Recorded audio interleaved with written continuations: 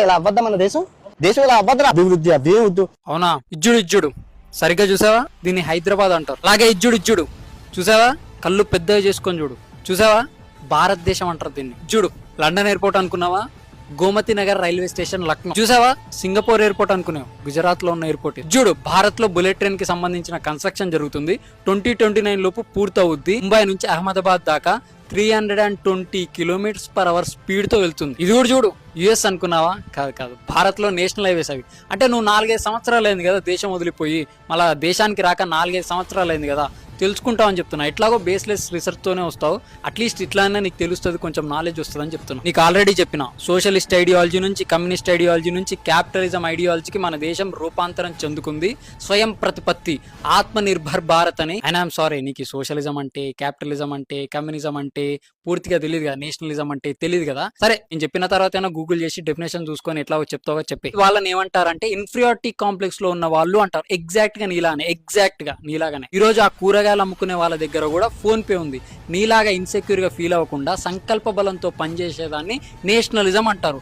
Nationalism అంటే nation interest పైన పనిచేయడం. ఈ రోజు భారతదేశం ప్రపంచంలోనే సెకండ్ లార్జెస్ట్ రోడ్ నెట్వర్క్ ఉంది. 63 లక్షల కిలోమీటర్లు ఉంది. ఫస్ట్ ప్లేస్ లో యుఎస్ ఉంది, అది 65 లక్షల కిలోమీటర్లు. 2-3 ఏళ్లలో అది కూడా దాటేస్తాం. జస్ట్ లాస్ట్ 11 years లోనే 12 లక్షల కిలోమీటర్లు బిల్డ్ చేసినాం. అంటే మనం ఏదైనా సాధించాలంటే ఫస్ట్ మన మీద మనకు నమ్మకం ఉండాలి, ఆత్మవిశ్వాసం ఉండాలి, ఆప్టిమిస్టిక్ గా ఉండాలి. అప్పుడు సంకల్ప బలంతో ఏమైనా సాధించగలుగుతామని లాస్ట్ 11 years లో ప్రూవ్ అయింది. ఇట్లనే విజన్ 2047 తెలుసా నీకు? 2047 కి మన దేశానికి స్వతంత్రం సాధించుకొని 100 సంవత్సరాలు కంప్లీట్ అవుతుంది. అప్పట్లోపు డెవలప్డ్ నేషన్ గా అవ్వాలనేది మన స్ట్రాటజిక్ విజన్. ఈ రోజు భారతదేశం ప్రపంచంలోనే 4th largest economy with 4.18 trillion USDL. ఇది 2030 లోపు 3rd లార్జెస్ట్ ఎకానమీ అవుతుందని టాప్ ఎకనామిస్టులు చెప్పారు. 2047 లోపు కంప్లీట్లీ డెవలప్డ్ నేషన్ కావాలనేది వికసిత్ భారత్. ఇప్పటిలోపు మన జీడిపి 30 trillion USDL అక్యుములేట్ చేయాలి. పర్ క్యాపిటల్ వచ్చేసి 18,000 నుంచి 20,000 ప్లస్ USDL గా మారాలి అనేది గోల్. ఆ దిశగానే డెవలప్మెంట్ చూస్తున్నాం. వరల్డ్ క్లాస్ ఇన్ఫ్రాస్ట్రక్చర్, అర్బన్ గానీ రూరల్ గానీ, ఇంకా technology and innovation, green growth and sustainability, youth empowerment and jobs,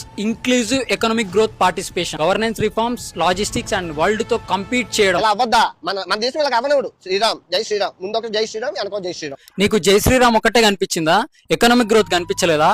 4th largest economy కనిపించలేదా? Massive welfare programmes, housing, sanitisation ఇవేం కనిపించలేదా? Infrastructure expansion and big projects కనిపించలేదా? ట్యాక్స్ ని simplify చేసి trade agreements and foreign investments కనిపించలేదా? Nation సెక్యూరిటీని strengthen చేసింది కనిపించలేదా? ఒక పక్క సోషల్ రిఫార్మ్స్, మరో పక్క ఎంపవర్మెంట్ కనిపించలేదా? మీకు ముందే చెప్పా, పరిష్కారం చూపని విమర్శ సారవంతమైనది కాదు అని.